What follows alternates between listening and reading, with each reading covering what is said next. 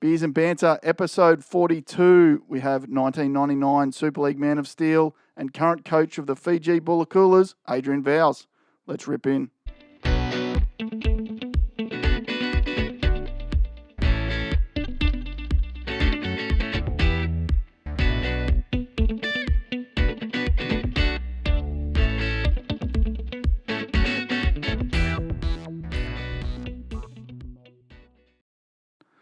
As always, we appreciate the support of Gripstar socks.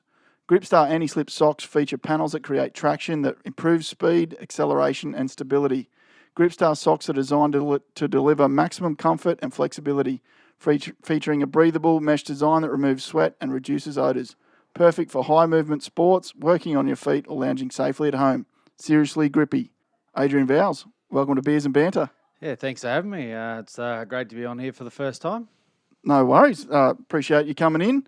Probably we'll do the customary. It is Beers and Banter. Today I've gone the Black Ops Pale Ale. So these, again, guys, around the corner. It's 4.8%. Defined by a balance of pale malted barley and tropical hop aromas, our Pale Ale is light in colour but big in flavour. But don't overthink it. It is what it says on the tin, a Pale Ale, the Black Ops beer for every occasion. Yeah, I'm going to crack one of these. So, what have you been up to? Just working, mate. Working, going home and watching the footy, which has been great since it's come back on. It's I'm really enjoying the new rules. I think it's brought the little guy back into the game again, which I think it was turning into a bit of a wrestle-a-thon and big robots, and the poor little guy was probably getting left behind. But now it's shaking it up and sees those forwards tiring now, so it makes a difference. And we're starting to see, where it used to be 3 or 4 big guys on the bench, now teams are starting to carry a utility, a spare back, and then maybe 2 mobile forwards. It's really changed it, hasn't it? Yeah, it has, and to be fair, the teams weren't able to prepare for it either, because they changed the rules, sort of at the start on the fly, so it'll be interesting in the coming years how that changes. Like you said, how the mobile forward will be more versatile. You get back to your lock being a ball playing back rower now, which is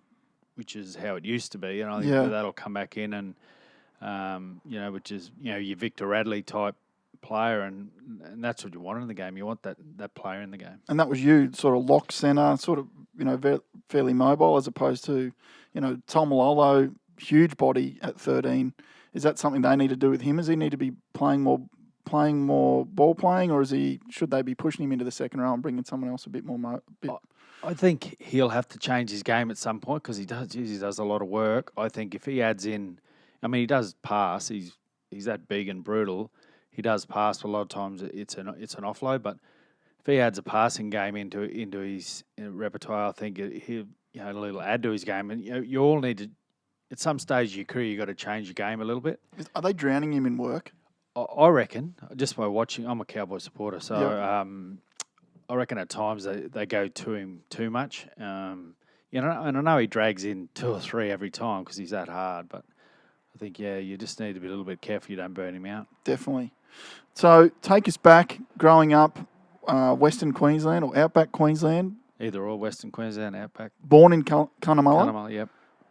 Grew up in Charleville or? Both. Both, yep. Half and half, nearly. Grew up on a property actually, about hour and a half, 2 hours from Cunnamulla, probably the same to Charleville, closest to a town called Wyandra, the home of Peter Moody, the horse racing trainer, and family friends. As his dad, my dad played footy for Wyandra. So back in the day when my dad played, they had 3 teams in Cunnamulla, 3 in Charleville, a team in Wyandra. Whereas if you drove through Wyandra now, you blink, you'd miss it. It's hard to believe it had 2 pubs and thriving town, and Dad got paid to play back in the day because the sheep prices were so high. His coach at Wyandra was a bloke called Bobby Banks, who's an absolute legendary player. Bobby Banks got picked for Australia from out there. He'd already played for Australia before, but he got picked for Australia out there. So it was a really strong comp. Dad got offers to move away, but he said, "Why would I move away when you could stay out there, get paid, and do what you want to do. And he'd come here to the Gold Coast for boarding school and hated it. So, and he always sort of said, "Oh, if I'd have moved away." And I thought, but it was such a strong comp, So I guess the footy love comes from him. But growing up on that property was, mate, we had 23,000 acre property and sheep and cattle and motorbikes and horses and guns and I could drive a car from a very young age because you had to learn, and just a great lifestyle. Good upbringing. Yeah. So once I went to school, I lived in town during the week with Mum, and then we'd go back out on the weekends. It must have been hard for Mum and Dad then, to live apart, or maybe they liked it. I'm not sure, but it would have been hard. Look, 3 kids in town, but I didn't start playing footy till I was about 9. So it was just one day decided I wanted to go to footy training and play, and just loved it from then on. What were the grounds like out there? Pretty good. Cunnamulla field was pretty good. It had a cricket pitch in the middle of it with sand, so you'd be running flat out and hit the sand, and like a handbrake and hit the travelator. Yeah, but you got good crowds back then. They were just, and anyone who came to Cunnamulla, it was a hard game and a hard crowd, and you knew you were in for a game, and you normally got good refereeing when you were in Cunnamulla as well. But yeah, just the town had you would have heard of Billy Johnson. So his old man ran the boxing out there, and he had Australian, Queensland champions. He had trained a lot of the kids, and I went there as a kid. I got bullied a bit in the first couple of years, and Dad sent me to him to learn to hold my hands up, and toughest training. Is he still involved in footy? Yeah, Bill, works in the Institute of Sport in Darwin, I think. Yeah, okay. Trains a lot of the Indigenous kids up there, but his old man. They talk about Billy being tough, but his old man was 10 times as tough as him, and for a 9-year-old, I reckon I was the fittest 9-year-old on the planet just because the amount of training we did. And sport was big. You had swimming. I did swimming. There was footy, cricket, netball, softball. It was a very strong sporting background in both Cunnamulla and Charleville out in the west. The times that we're living in now, you could see some regional towns come back maybe. I would hope that there's a lot of. I keep reading articles that millennials are moving away from the major city centres, which I find interesting. Everyone thinks that millennials just want to sit in the city and do nothing and look at their phones, but I keep seeing statistics that basically they're moving away from the large cities, and particularly somewhere like Sydney's, it's got negative growth in that age category. So it'd be great to see some of the towns around the country really come back to life if that was the case. If what does this modern world look like where you don't need to be in a commercial tower to do your job? There's a lot of people, a lot of companies that have realised, hey, we can our workforce can do that from home, and potentially country towns in Queensland, you're going to turn your pay into a lot more, a lot more savings if you're out there as opposed to living in the middle of the city. So it'll be interesting what the next 5 to 10 years looks like. We've been going through this massive urbanisation and influx of people to cities, and now I get the feeling the events of this year could change that, and we could be going back in the other direction. Well, honestly, it's a great lifestyle. One of my best mates has just become mayor of Charleville, and he is trying to do just that, trying to push out there. And you know what? If you wanted to make money and set yourself up, you could do it in those country towns if you had a trade, and even more so if you're a doctor or a dentist or something like that, you could set yourself up for life. But there's incentives to go there. It's a great place to bring up kids. There's so much to do. We used to get the city kids coming holiday out there, and they'd be whinging for the first day. Oh, it's boring out here as soon as they got there. And then by the end of the time they had to go home, they didn't want to go home because they had that much fun, be it at the river or horse riding or motorbikes. And, it's you got so much more space. It's quieter. It's a long way away. That's the only problem when you're driving. But, you got Charleville's a 2-hour flight. But, I love my time growing up there. And I'm glad I did, Originally, I was penciled in to go to boarding school, but Mum and Dad ran out of money, which I was very thankful of because, I got to stay out there with my friends.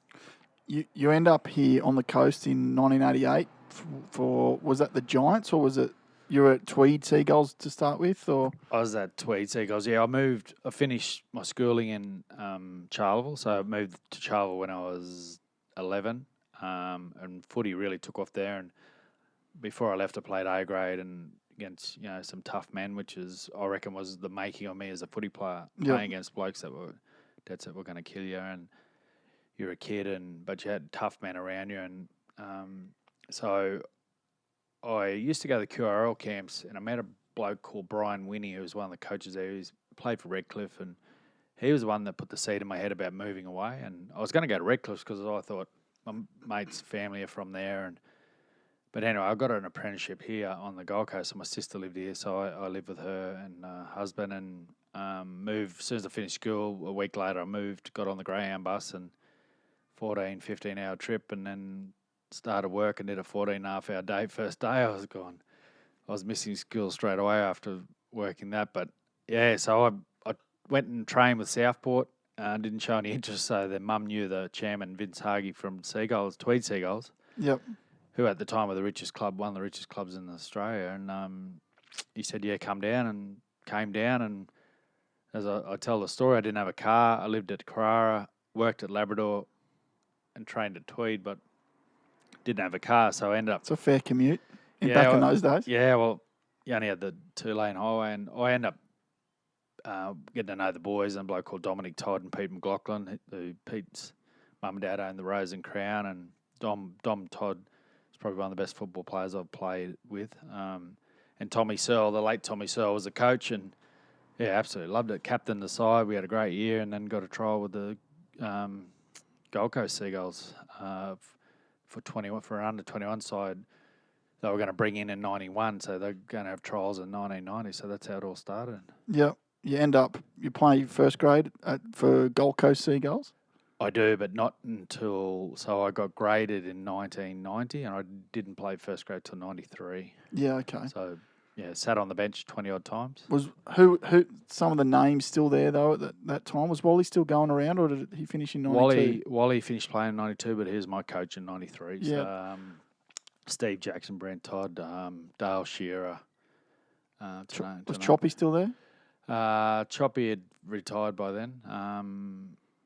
Peter Gill, Brett Orsnell. There's a lot of young fellas in our 21 side in 92. There was myself, Kevin Campion, Jamie Goddard, Scott Sattler, Jeremy Schloss that played Origin out of that team. Yeah. There was Lee Groves, Andrew Whittington, Dave Bovang, Brendan Horville. There was a heap more, but out of that 21 side, I think 14 of us played first grade. Yeah, be it there or somewhere else. Yeah, that's great. If we could have kept them all those boys through, we could have had a really good side going forward. But we all went our own ways, So yeah. But to play under Wally, he's a idol as he was most Queenslanders. I just couldn't believe it, getting coached by the King. Crazy. Some of my early memories, I'd never went to a Seagulls game, I don't think, but I went to the Wally testimonials that they had down at the Seagulls Stadium. I still know a few people that think back very fondly of the old Seagulls Stadium and couldn't believe it got taken down. I was gutted. When I came back from England, just went down and had a look. Couldn't believe it when it was... Townhouses. No, there wasn't. First time was just nothing. Oh, yeah. I nearly cried because it was the best stadium to play at. It was such a good stadium. And I played in the Wally Lewis game in 93, so I got to play, all these legends. Fatty and Paul Sirenen. Brett Kenny. Sterlo. Was Sterlo in it? No, not the one, I don't think. He might have been the one the year before. Yeah, righto, yeah. But I remember throwing a ball to Dipper Domenico to score a try, and, it was just That happened. Do you know what? That happened just in front of me, and I still remember Dipper going down the wing, and he held the ball inside the touchline and ran out. Yeah, obviously AFL style, and then scored the try. I still remember. I was probably 8-year-old at the time, but I threw that ball, and then I think I don't know if I kicked a goal from that sideline, but the other one. But it was just amazing because all these people, Blocker, all these people you idolised, and you got to play alongside them. They were just good people. So it's a great start to your professional career. You still working at this point? Like, still working a day job? No, I worked. I finished my apprenticeship at the end of 1992. My cousin making an apprenticeship, and I remember them saying it was just before Christmas. Look, they called me in. They said, "Look, we're not gonna keep you on. We'll finish you up in January when you come out of your time. I said, is there any chance you can finish me up before Christmas? Because I don't really want to come back. And that was it. It was so hard because I was doing 10-hour days and working. And sometimes I'd work Saturday, half-day Saturday, because I needed the money, because it was pretty average wage. And if I was working in the factory, it was terrible wages. If you got on site, it was a bit better. But so I'd work half a day Saturday and then basically go straight from there to the footy, just in reserve grade in 21s. And so all of a sudden I didn't have to work, and then I did some development stuff with Seagulls, and it was so much better. And I a dietitian, Julie Albrecht, probably was a life changer. She came to our club, and I happened to be sitting in the front row, and she was talking about diets, and signalled me out, and I had to tell everyone what I was eating. And anyway, she picked it to pieces. For what I was doing, I wasn't eating anywhere near enough, so I was working 10-hour day and then going to training, and I was, she changed my whole diet, and I don't think if I hadn't have met her, I don't think I'd have played first grade, because she just changed. All of a sudden, I think I was eating 10 Weet-Bix, 4 pieces of toast for breakfast. Then I was having, a lot to eat during the day, and that was before supplements were really in then, And it was all about eating really good and vegetables, and so I put on 6 kilo of muscle in that pre-season, and that I was just confident then. I felt like I could handle it. So you felt your game improved when you dropped the day job, but do you feel like the current group of players are missing that balance? Yeah, like that 4-year apprenticeship's given you a massive appreciation of 100% when you go pro. Because you'd go to work, and if you had a shit game, you'd go to work and they'd bag you and say, "Oh mate, you didn't go that well on the weekend," and you're going. But that was your humbling.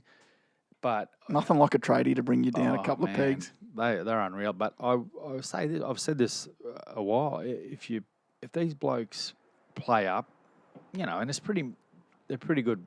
The players today, to be fair, compared to our era and the era before, if they play up, go and send them labouring for 2 weeks, and then at the end of the 2 weeks, ask them what they want to be, a labourer or a footy player, and they'll come good. Big difference between NRL and, like, say, NFL. They've all got to, most of them have got to go through college to make it to NFL, and I'm sure that they get a fairly cushy ride through their degrees and whatnot, but sort of something to be said that they don't really enter the NFL until they're 21, 22, and now we're talking about, all the big news last week was this 16-year-old and whether or not they could sign him a year early or play him a year early, and it's like, that's too young. You don't need to be playing first grade at 17. There's enough talent surely to fill the teams. Or do you think you played A grade pretty young? I was coming to grade when I was 18, but I played it. I know it was only bush, but I played against really tough men back then. Yeah. And I felt it was a good thing. There was no cameras checking the ruck back then. No, and if when you passed, you got hit. So, but I felt it made me grow up, and sometimes that's why I didn't like the 20s too much. I felt it was a bit airy fairy, whereas some of those kids would have been better off going even playing local A grade here, say on the Gold Coast, playing local A grade against tough people. That they had to have their wits about them, And is that why they dropped the national 20s comp? Because there was just too big a gap between that and actually playing first grade? Yeah, I think so. And for me, I know Gus Gould raves that it shouldn't have ever been chopped, but for me, I felt it set them up for failure because, you're talking about these kids, a lot of the kids come through the footy schools and they're put on a pedestal, they got a manager, their parents think they're going to make it, then they go in the 20s and they're going around the country and they're getting this, getting that, and then they get to 21 and they don't get a contract, and they think their life's at an end. That they're going to they're failed as a footy player. When in reality, you're still young, 20, you're still learning. Yeah. And a lot of kids took their lives and for a number of reasons, and I didn't like that fact. I just and they'd give them a traineeship or a PT course or something, which again make them get a trade and or whatever they want to do, business or whatever they want to do, and do it that way. I didn't agree with it. I love the Q Cup, the Queensland Cup. I think these boys, they train hard, but they majority work for a living, but they still play a great standard footy. And I think you see them step up in the NRL quite easy because they respect the Q Cup and working, and they get that opportunity. Yeah. So you finished with the Seagulls in 94 and you're at the Cowboys for their first season? Yeah, Cowboys 95? 96, yeah. I read today, first player ever sent off for the Cowboys. Yeah. Tell us about that. Well, I always wanted to be remembered, so I thought if I get sent off in the first game, you'll be remembered. It's just I felt so good, and Matthew Ryan returned the ball for the Bulldogs, and I went to whack him, and I was sort of going up, and he was coming down a little bit, and my shoulder hit him right flush on the cheekbone, and battered him, and then Tim Mander sent me off so quickly. It was ridiculous. I hadn't even followed through with the tackle, and I got sent off, and I had his tooth mark in my shoulder, but it was back then. That wouldn't even have been illegal, would it? Well, apparently it was, but wasn't a swinging arm. No, he sent me off for a swinging arm, but in the video, my arms, I never even lifted my arm, and that's what I was disappointed about. And then went to judiciary, got 2 weeks. First time being sent off or even sin binned, and I was gutted. But anyway, 2 weeks, and then came back. But yeah, so go down in history for the wrong reason. So you're only there 2 years, but you said at the start of the pod, the Cowboys are your team. That's who you go for nowadays? Cowboys and the Titans. Yep.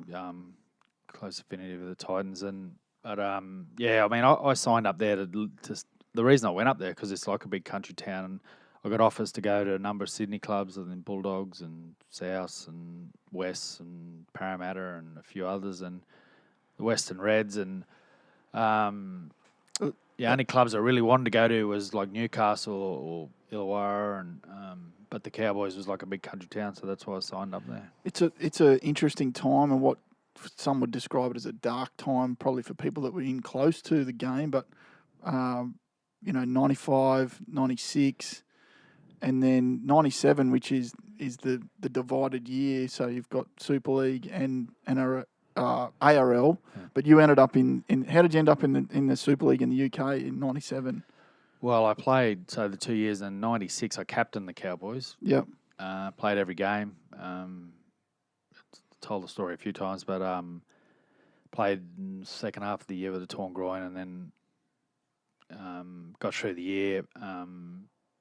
Was happy that Tim Sheens was coming because the first coach that I felt be able to Grant Bell, who we had at the Seagulls 20s and Cowboys coach, was really good, and I thought Tim Sheens, he's won premierships. But unfortunately, I wasn't in his plans, and he named a 25-man Super League squad, so it was quite late. It was about November, I think. Yeah.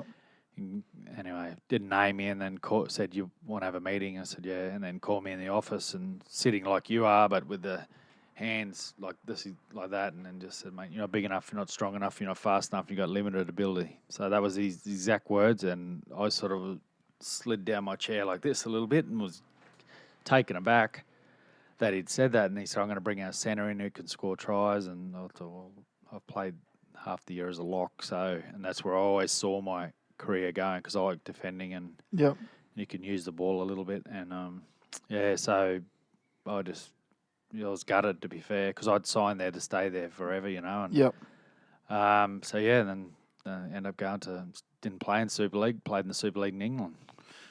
So, well, you proved him wrong. 1999 Super League Man of Steel. That's a pretty good tag to have on the list of achievements. Yeah, it was good, and he was the first person I thanked when I won it. So, because he didn't sack me, I wouldn't have got it. So, yeah, it was just, I love my time over there in the UK. Good people. To win that award, that's a team award. We went well as a team. 97 we nearly got relegated. The first 11 games we lost over there. Yeah, okay. And they're very vocal, the crowd over there, so they didn't take too much to me for the first half, and then by the end of the year we escaped relegation. And they talk about over here, about the Broncos losing, but over there you lose, you get relegated. And it's even worse, And when we escaped relegation that year in 97, that was just amazing feeling. The crowd were crying, and So do you think we could bring that system in here? I don't like it. The only reason I don't like it is if if you might possibly have to go back to being not a full-time team because you don't get that money that's Yeah. coming. And then the poor other team that comes up, they have to win a grand final to get up. So they can't recruit players before they get up. So by the Yeah. time they go to recruit players, they're all been taken and you're behind the eight ball. I don't agree with it. I just think it's poorly run. What if it was the just league over there. What if it was just like a New South Wales conference that had a relegation factor to it? So if the bottom two Sydney teams drop down and play New South Wales Cup, which they'd have a team in anyway, and then like potentially you could see like Newtown or North Sydney or someone come back up, like if they were the top team in the New South Wales comp. I'm sure it worked. I'd like them to bring it in for the simple reason that they'd just get a whole new perspective of being, what it takes to win and players knowing that they're playing.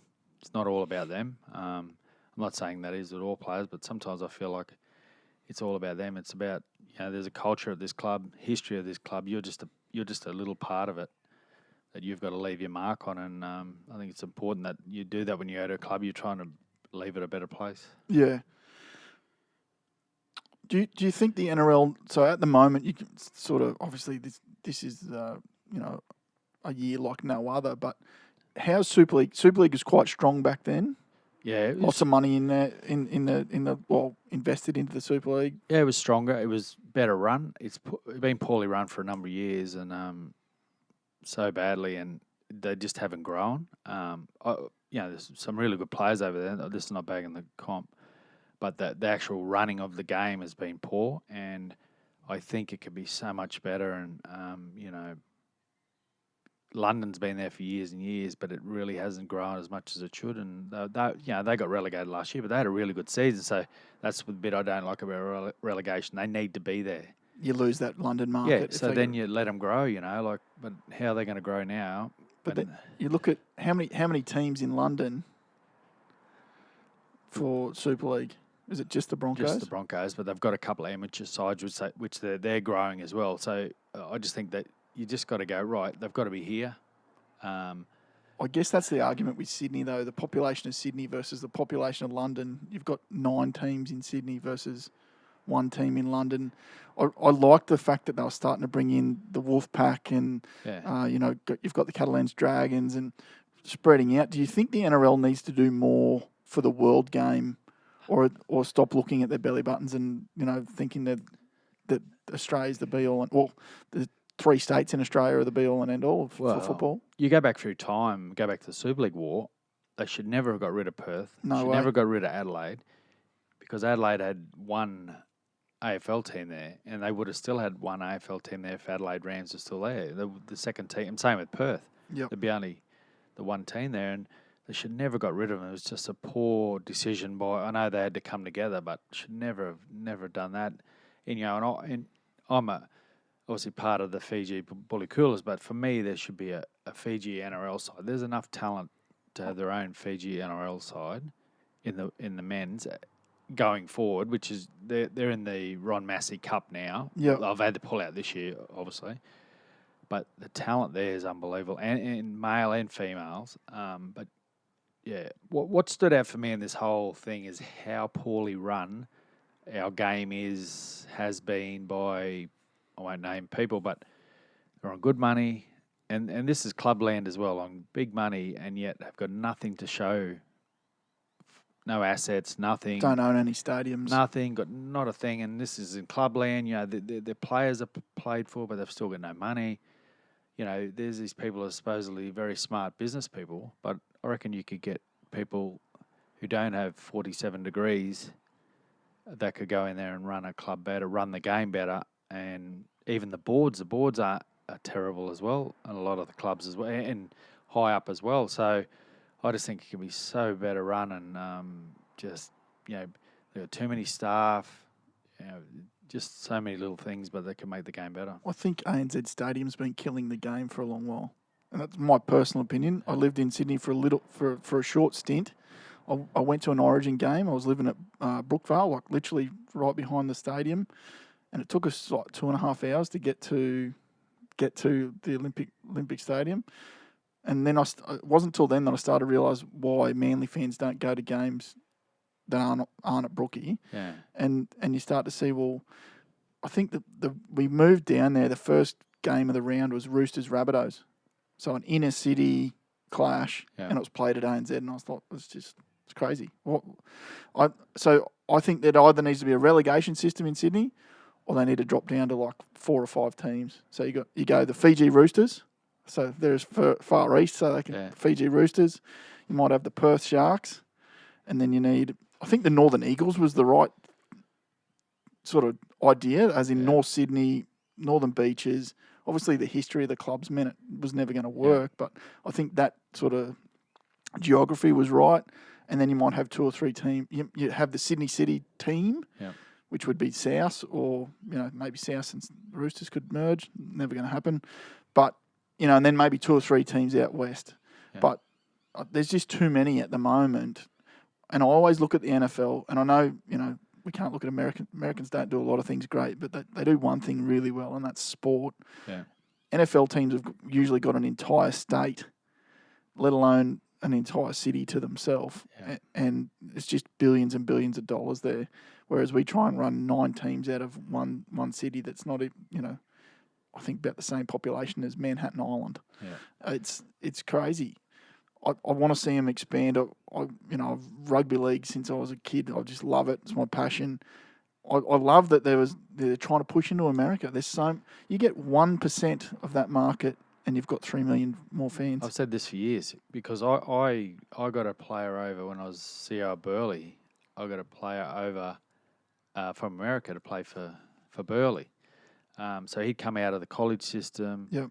Akarika Dawn, big fella, and he come and trained, and I was still mucking around playing local grade then, and so I played some games with him. You know what? He tackle technique was perfect. He was fast, explosive, big man, and he lived with me the time he's here, and so all he needed to learn was rugby league nous. Yep. And if he'd have stayed, he would have played Q Cup and so that's one bloke. Well, there's thousands of those people over there that are on the scrap heap. Yeah, there's no reserve grade. You either make it or you stop playing footy. So they're already athletes. They're already, which is what NRL clubs seem to get these days, is athletes who sometimes don't have any footy sense. So they're just waiting to be picked up. And I talked to Todd Greenberg 5 years ago when I was with the Gillaroos and asked him, can we take a game to Hawaii? Because I've got a mate over there, runs the footy over there, and I said they would lap it up seeing girls. The only thing they've seen over there is lingerie league. Well, this is girls playing footy without pads on. Yeah. And it would have been just massive. And he goes, we don't have the funding for that. So I asked the QRL, we don't have the funding for that. And because I'm like, I'm an expansionist, and America, if America decides to take it seriously, they'll beat everyone. Yeah. We're never going to get Toronto and New York into the Australian comp. It's just too far. No. But I can't remember what's the flight from New York to London? 8 hours or something? Yeah, something like that, yeah. So it's a fair commute for a team. But, yeah, just the fact that you've major cities over there that you just got to pick up a fraction, like the fringe fans that aren't particularly interested in their own game, and you're going to get a massive following. It's definitely Perth. I hate every time I hear Brisbane's the next team for another team. People that listen to the pod will get sick of me saying it. Brisbane haven't won a comp since the Titans entered because they've no longer got a stranglehold and get their pick of every player in Southeast Queensland. If you drop another team in here before the Titans are doing well, you're just gonna dilute the Broncos even further, and you're gonna destroy the Titans. Is my opinion. I think you'd be better off going to Perth, its own market, try and develop some juniors there. Yeah, I'd go Perth and Brisbane.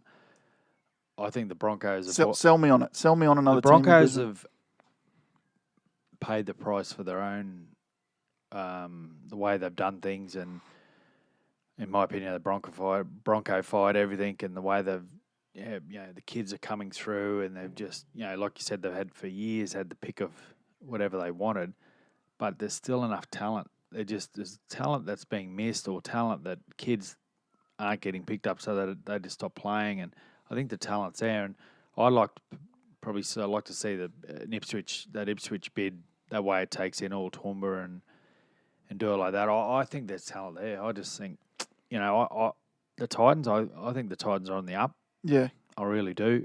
Great coach, good coaching staff. Absolutely robbed on the weekend. You'll not change my mind on that. Yeah, well, I just think I question probably their fitness in the back halves. I think they fall apart, but yeah, I really love what they're doing there, and I think they'll just keep on improve. But yeah, I'll go against you. I think there needs to be another Brisbane team.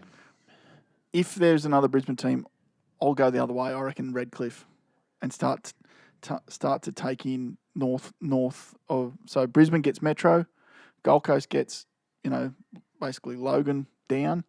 I think there's some Toowoomba people that probably cut the corner and come down to some Titans games every now and then.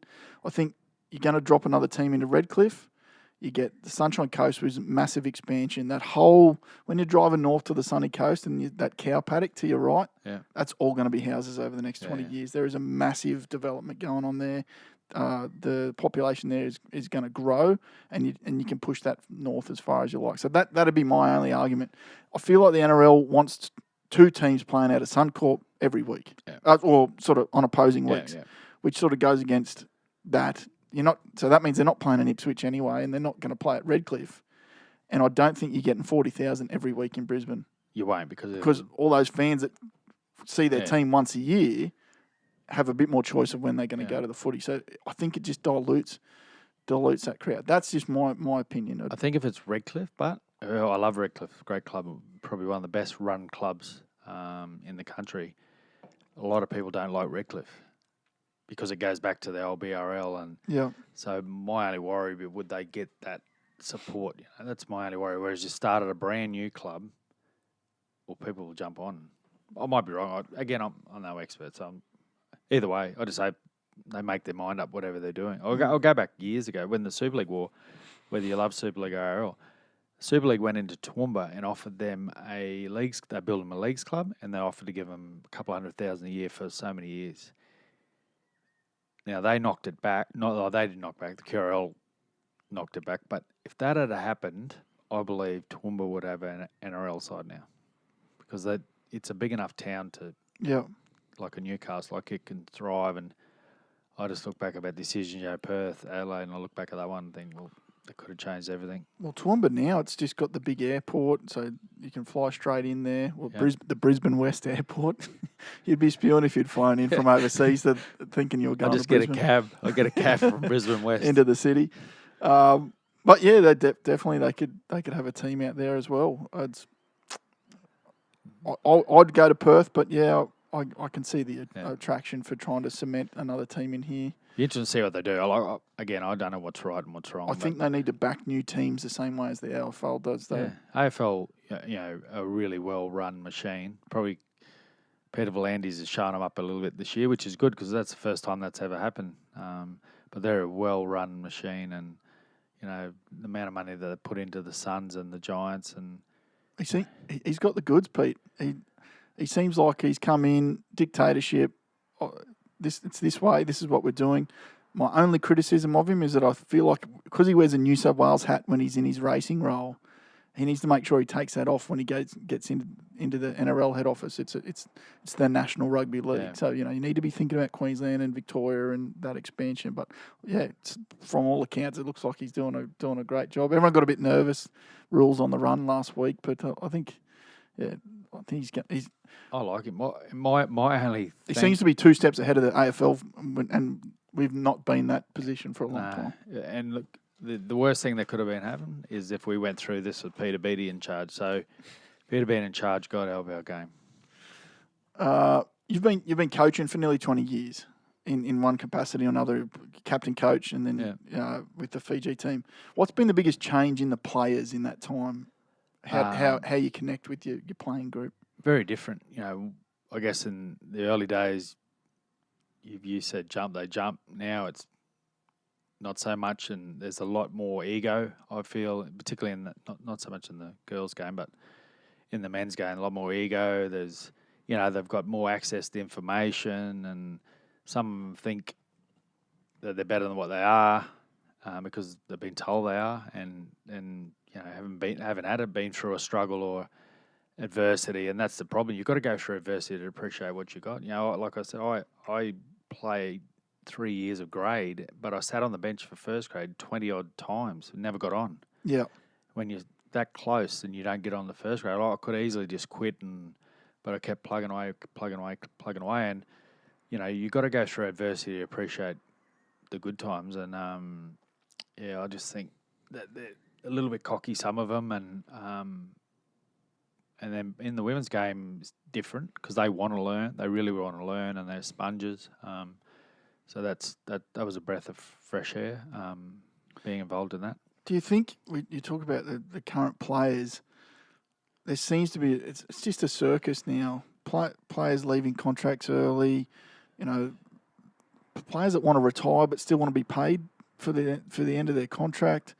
Now, I can see that there's a need to protect the players because you can't have a club just decide, we signed that guy for too much and now we regret it. You don't want buyer's remorse to be able to, a club to just piss a guy off and he's put his body on the line and he gets shafted. But at the same time, it feels like they sack a coach because they can't sack all the players. A coach can get sacked on performance, but the players, you get a guy on $1 million and he's not performing, you can't really play him in reserve grade because your club can't afford it, and he might have 2 more years on his contract, and yet next minute you're paying him to play something.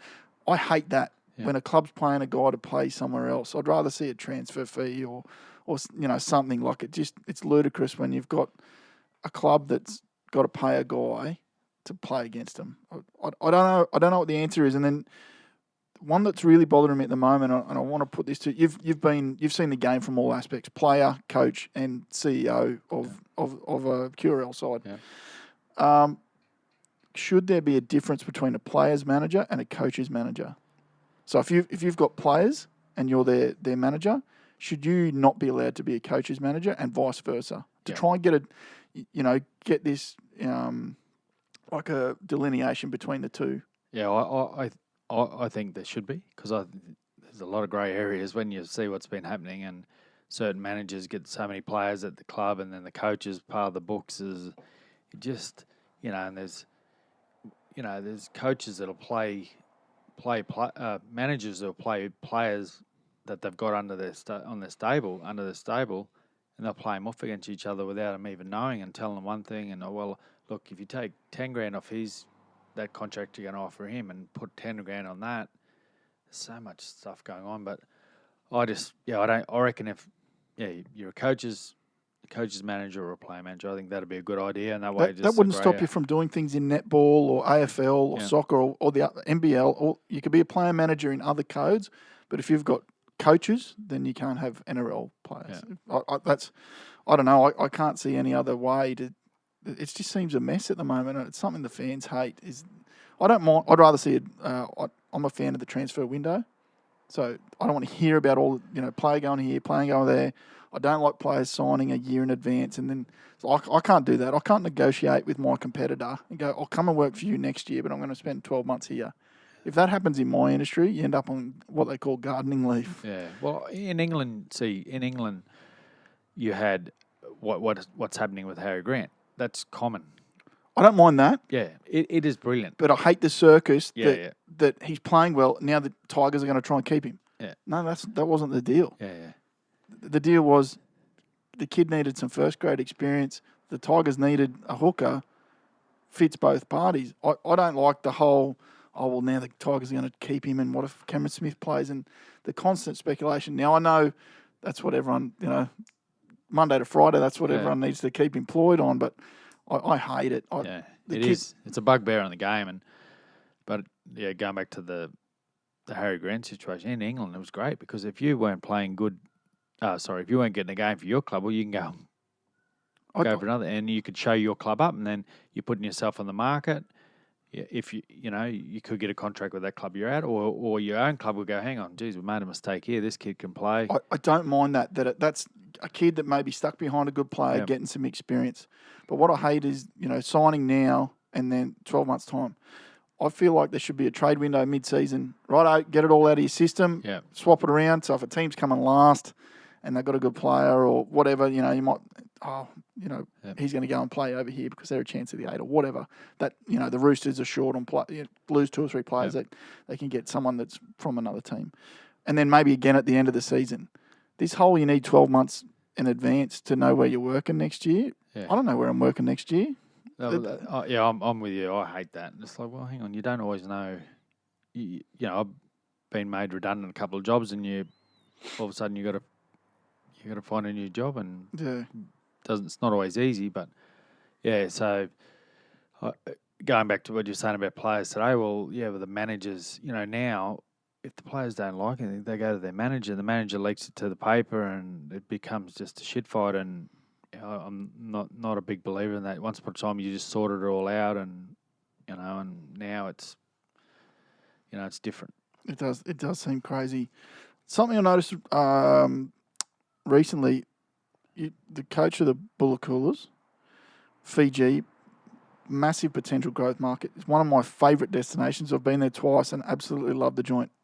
Obviously, great location, but the people are just, you get off a plane and you're just smiling. Beautiful people. They can't do enough for you. Carry the kids, grab your stuff, I think money feels like the furthest thing from their mind, whereas you land in other destinations and you feel like they're trying to pick it straight out of your pocket. I love the joint. They love their footy.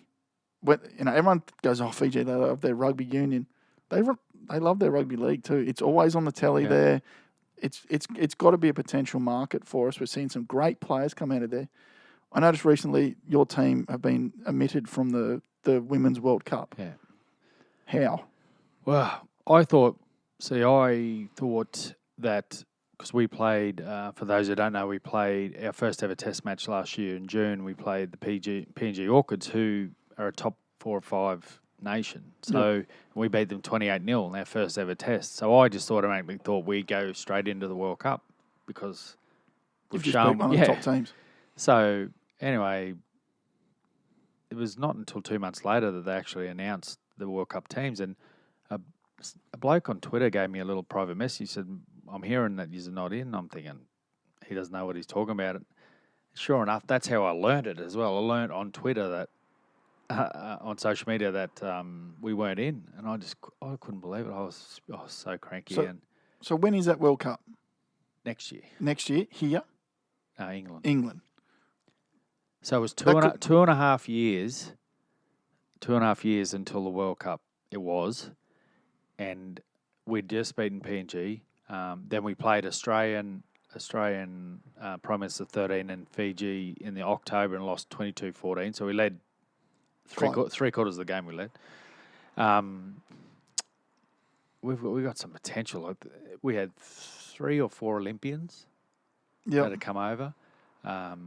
We were making inroads over there, and it was it was such a backward step because we could have put a left uppercut to the rugby union. So your girls, they've got an option here now, and just missed.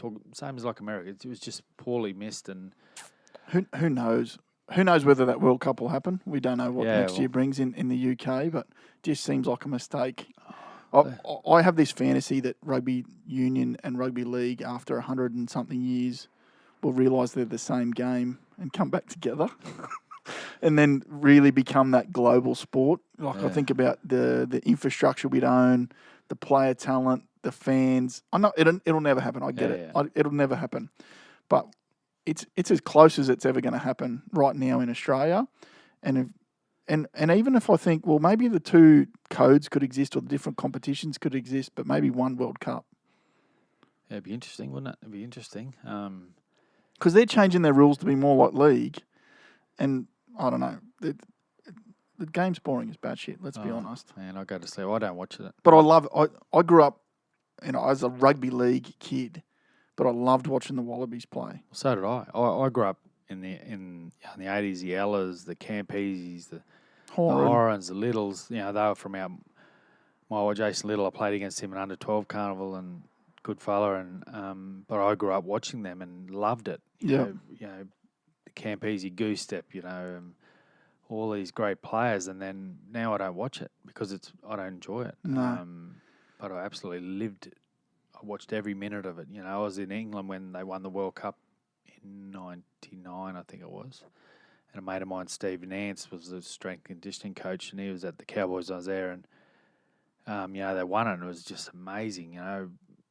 Particularly because I lived in England, so I could go and slag the Pommy boys off. But it was just good time. But I just fell out of love with it. I don't know when I did, but I just don't enjoy watching it. I enjoy watching the All Blacks. There you go, because I love the culture that they've created. It's the reverse in England, though, right? Like we NRL dominant here, but over in England, we're down the bottom of the pile over there, and it's seen as the northern game. Game. I don't really know a lot about Super League other than it's sort of it's very geographical. M62 basically, and then London, and you got all these clubs, and but again, poorly run and could have grown it so much better, and that's why I hope that New York will come in now and instead of Toronto, because it looks like Toronto is going to go belly up, but if New York want to buy their license, it's going to be hard in the current climate to get a crop backwards and forwards across the Atlantic. But I love the fact that Toronto were in it. They're making good inroads. Just bad timing of this virus. The hard thing is that to people outside of both games, they just call it rugby. They don't know that they can't see the difference. To the point where I think rugby league's not even recognised as its own sport on like the international body of sports, whatever it bloody is. But any interest in the? There's a few coaching jobs. Any interest in coaching in the NRL? Oh, I'm no chance. Cowboys.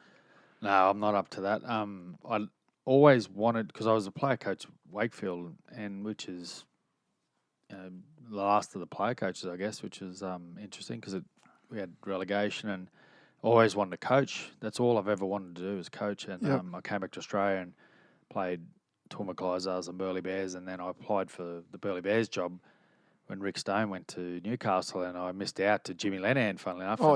But I'd had more experience, so it was like, that was disappointing. But then the CEO role came up, so every time I've sort of wanting to get into coaching, it just hasn't gone. I've always coached just rep sides along the way, and I've still got heaps to learn as a coach. And that's why I probably get the shits with some of these younger players now. They think they know everything at 20 and 21. I'm thinking, well, I'm 49 and I'm still learning. Yeah.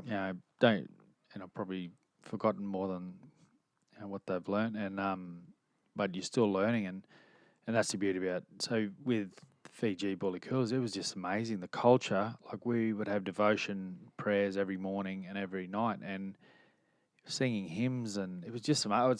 It was such a good, best thing I've done in footy was coaching that side. And are you able to do any of that role at the moment, or is it just all on standby? Or we don't even know when we have another game, and that's the disappointment. I tried to organise a game in Australia with the Australian Fijians, and we'd play like the Cook Islands or something. But again, you can't, and it'll be done on a shoestring budget. And Fiji Rugby League don't have a great deal of money. They've got a new board in there, which are really good. But there's so much. I'd love to win millions and millions of dollars, because I'd pump it into certain areas that you could just make a big difference. I've taken up heaps of your time, and I really appreciate it. I've got 3 questions that I always like to finish on. There's sort of a rapid fire. First thing that pops into your head, we'll see how we go. I was supposed to tell you before we started, but sorry about that. Great. Favourite place in the world for a beer? Vanuatu. That's not bad. It's a new one too. Favourite athlete of all time? So not the greatest athlete of all time, your favourite athlete of all time? Steve Waugh. Steve Waugh. And then last one, it's cliche, but I love it. Any 4 people from history over for a beer and some barbecue? Who's coming and what are you cooking? Well, just have a steak. You got to have a steak if you're at a barbecue. I like a steak. I might as well invite Steve Waugh since I like him. Tick. Is it dead or alive too? Dead or alive? I did a similar thing. I'd like JFK. Yep. Like to know what he got up to back in the day. Julius Caesar, because that interested me that going way back time, and then he's going to be harder to get. Yeah, he might come. And then the Queen. I met the Queen once, so I thought she'd know a little bit what's going on as well. So might as well invite her. That's very different. I like it. Well, I've got a couple of things for you. So you can take your pick. We got the new Gripstar snapbacks or the fitted cap. So one of them's yours. I've got some Gripstar socks for you. So whether you use those or the kids use them, all the rage now. Yep. Improving performance, stops your foot slipping in the shoe. Seriously grippy. And one of my previous guests, the boys from Paramount Safety, left this Thorst gear behind. So it's like hydration products. Developed by athletes, elite athletes for the workplace. Yep. But it's a hypertonic solution for rapid fluid absorption. So that's all yours to take home. I really appreciate you coming in. Like Christmas, this is. Yeah. Bloody brilliant. Have you got anything you want to plug? Twitter handle? Where can people find you? Oh, I'm on Twitter, Adrian Vowles 13. Twitter, Instagram, Facebook. Well, that's got a lot of UK followers, so it's pretty full up though. Facebook, but I forgot to talk about the Adrian Vowles Cup. Is that? Yeah, well, seems like a passion of yours. Yeah, well, I started in 2014 with my best mate, the mayor of Charleville now, Sean Radney, Zorro, and we started up in 2014 to give the kids in the bush some footy. Got 3 teams to start with, and now we're up to 26 teams coming from Redcliffe, Brisbane, Toowoomba. So run it the last weekend of February every year. So we were the only ones to really run a carnival this year. So we've decided that we'll get the Daily M Carnival of the Year. We've got in early. Ourselves the trophy. So we look forward to getting that trophy at the end of the year. But amazing. It brings in this year. It brought in over $200,000 into the town as well for 3 days. So amazing. Forgot to mention, I found this in my collection today. As a young Adrian Vowles from the Cowboys. Hey, look at the hair, eh? Hair today, gone tomorrow. Anyway, everybody, you know where you can find us at Beers and Banter. Please like, subscribe, share, do all those things. It helps us out. The big algorithm tries to keep us down, but we're fighting our way through it. As always, we'll see you next week. Cheers. Thanks for having me.